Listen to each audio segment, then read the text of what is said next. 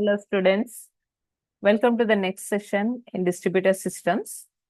Today, we are going to discuss about types of distributed systems, and at last, we are going to close with the applications of the distributed systems. Let us start with this now. See, the types of distributed systems are listed here in the slide. So there are three types of distributed systems. The first one is distributed computing system. Second is distributed information systems. And third is distributed pervasive systems. Distributed computing systems are again divided into three types: cluster computing, grid computing, and the cloud computing. So let us start knowing about all the types of the distributed systems in detail. Now, first of all, what is distributed computing system? And then what are the three types which are included in the distributed computing system? We are going to see in this slide now. Distributed computing system is nothing but there will be n number of systems which are computing at the background with the communication procedure, right? So with the communication procedure and also with the resource point of views. So resources are nothing but the systems which are going to generate some results. Okay, so if we are going to give some request to the system, immediately at the background, n number of systems will be computing with each other, and finally we will be getting one result. So how all these systems are computing with each other will be the part of the distributed computing systems. Here we have three types of computing systems. First one is a cluster, second is grid, and the third one is cloud. So coming to the cluster computing, here the systems will be communicated as a group of computers which are linked together where to perform only one task. See, a whole distributed system will be the concept of user will be viewing as a single system, but in the background, n number of systems will be working. In the cluster computing, we will be performing only single task at that moment. So to perform that one task at background, you will be given with n number of computational devices. There we have to go with the load balancing, means with the sharing of the resources and all.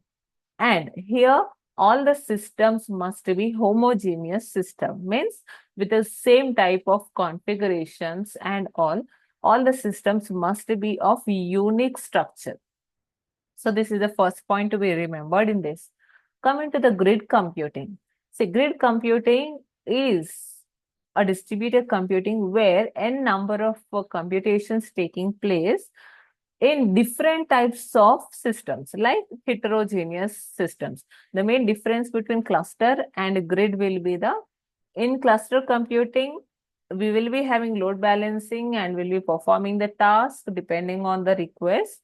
But the systems which we are utilizing are homogeneous in the cluster, whereas in the grid, it will be heterogeneous systems. Like you may have one hardware device, you may utilize one operating system, or else only for the sake of security, you can have one device only for the connection purpose, routers, switches purpose.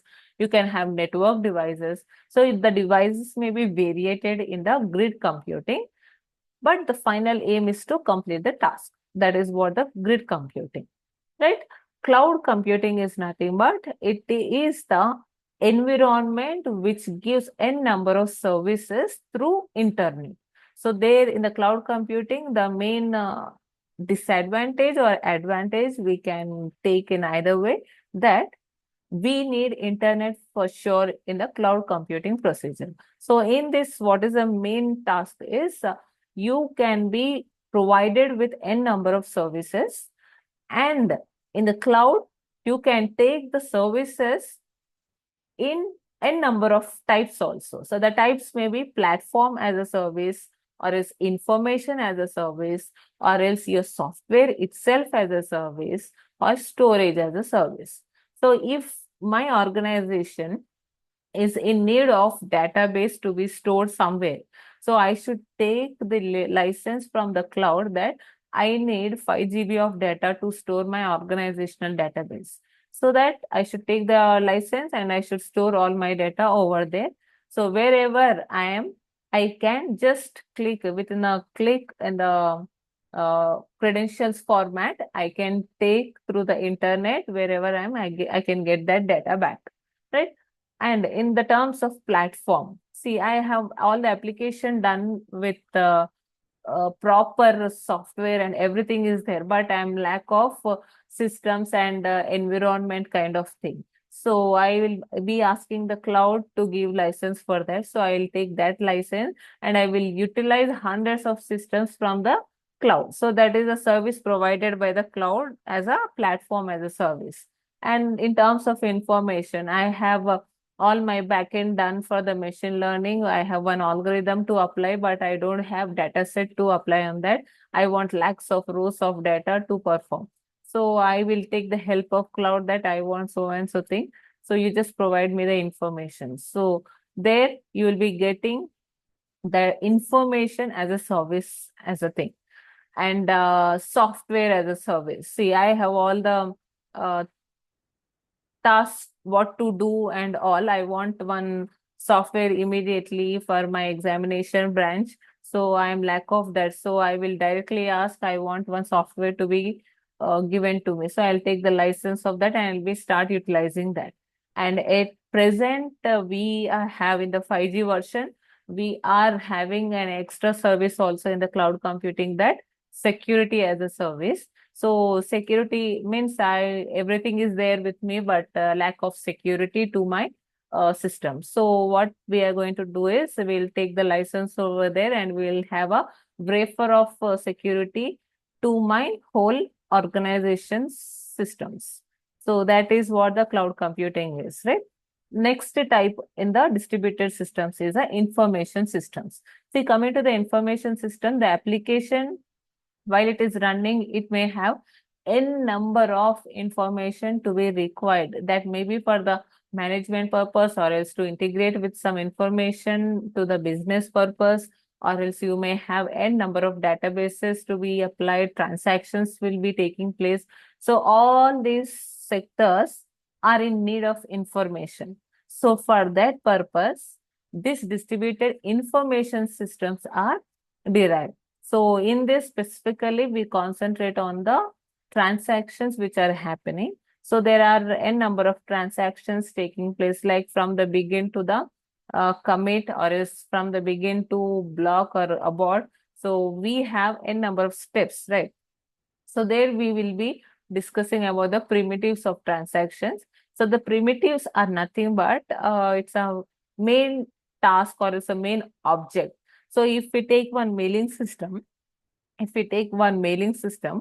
what will be the major tasks performed in the mail system are, we will be sending the mail, we will be receiving the mail, or else we will be replying to the mail, we will be forwarding the mail, we will be deleting some mail. So all these are some of the actions which we perform. So we call this type of major actions as a primitives in the information systems, right? So like this, we have to design to every system, like as this is a mailing system, these are the primitives. If I am moving with some accounting system, that may differ. If I am moving with one education system, that may be different. So we have to decide the objects, major actions, what to perform. So all these primitives will be dependent on the procedure calls majorly, right?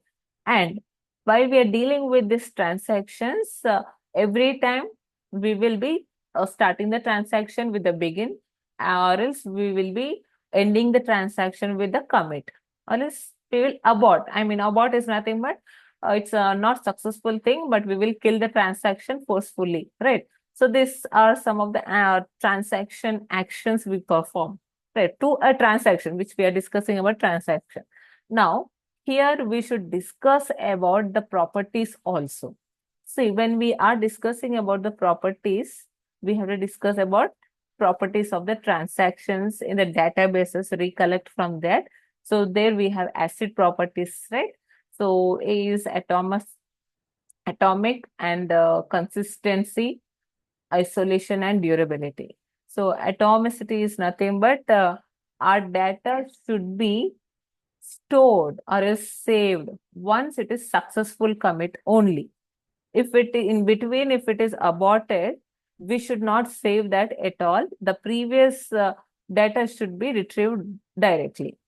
So this here, if the committed transaction successfully, only the whole transaction will be saved directly. Next one is consistency. In the consistency, we should be aware of that whatever the data which we are like in terms of balance amounts and all, we should not violate the system invariance. Like if we are performing the read action, the other action should not be performed. So the level of consistency and uniform interaction should be done. Right? Isolation is nothing but when I am performing one transaction, the other transaction should not enter into the present. I mean, the n number of concurrent transactions will be happening to n number of accounts. So it should not interfere with each other. That is what the isolation is. And durability is nothing but once the changes are done properly, I mean, the committing is done properly, all the changes should be stored permanently. Right. So all these are some of the properties of transactions. And the last one which we are going to discuss are pervasive systems. See, pervasive systems are nothing but the systems which are dealing with the mobile and embedded devices. So these devices will be working with the control systems like in the real time we can say internet of things which are working with the sensor systems.